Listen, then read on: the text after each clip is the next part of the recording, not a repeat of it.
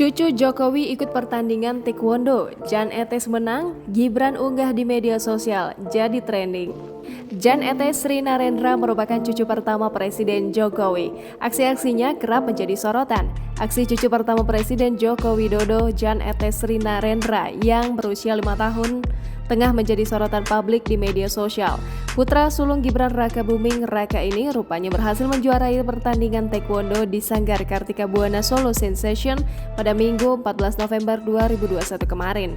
Momen saat Etes mengikuti pertandingan pun diunggah sang ayah melalui banyak platform di media sosialnya. Satu di antara momen tersebut diunggah oleh Gibran di akun Twitter pribadinya pada Minggu 14 November 2021.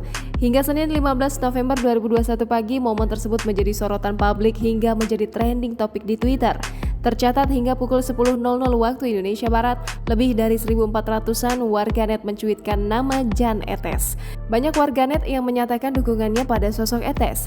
Dikutip dari Tribun Solo, Etes berhasil merebut juara 1 untuk kelas Kyorugi pemula dalam turnamen taekwondo yang berlangsung di SKB Solo Sensation.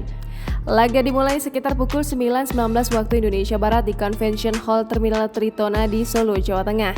Saat pertandingan, Jan Etes berada di tim merah melawan tim biru Ignatius Jason. Laga berjalan selama sekitar 1 menit dengan skor 25-10 dimenangkan oleh Jan Etes. Di pinggir lapangan terlihat Etes ditemani oleh Gibran Rakabuming dan Selvi Ananda.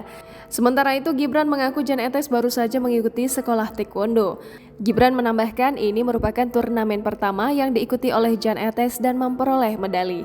Gibran pantas jadi ayah yang bangga karena lawan yang dihadapi Jan Etes adalah taekwondoin cilik yang lebih senior karena punya tingkat di atas Jan Etes. Terkait kemenangan Etes, Ketua Taekwondo Indonesia Kota Surakarta, Doni Susanto mengaku dari kelas yang diikuti oleh Jan Etes diikuti 3 orang. Jan Etes sendiri mendapatkan bye langsung ke final. Jan Etes secara reguler mengikuti kelas taekwondo di Kelurahan Gilingan dengan dojo SKB. SKB sendiri berada di 37 kelurahan di Kota Solo. Jangan lupa subscribe, share, komen, dan like ya!